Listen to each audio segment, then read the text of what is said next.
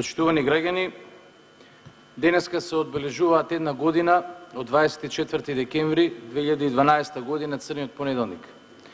Денот кога власта на ВМРО-ДПМНЕ одлучи да го погази Уставот на Република Македонија, Законот за собранието и Деловникот за работа на ово собрание, нешто што се констатираше и со официјален извештај на официјалната комисија за настаните од 24 декември.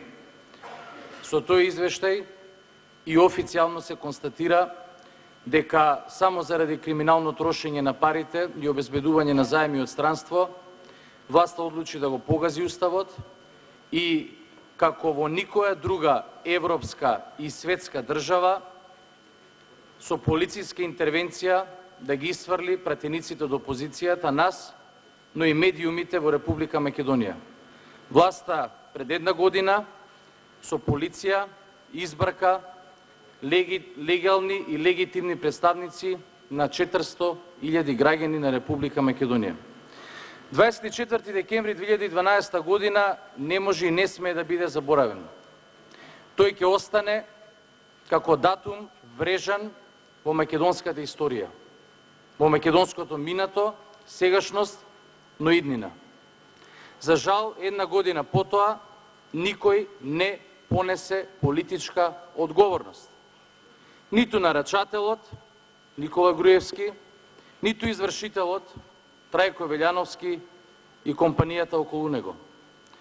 На една година од 24 декември 2012 година бараме од вас, лицето Трајко Велјановски, да се извините, не на нас, пратениците, туку на граѓаните и на јавноста за тоа што ја доведовте Република Македонија на местото број 1 на столбот на срамот и во Европа и во светот. Ви даваме шанса да се придружите и дел да се искупите од тоа што го направивте. Барам од вас да ни се придружите и со едноминутно молчење да оддадеме признание и почит на 24 декември 2012 година, црниот понеделник, најмногу од се, за да не се повтори.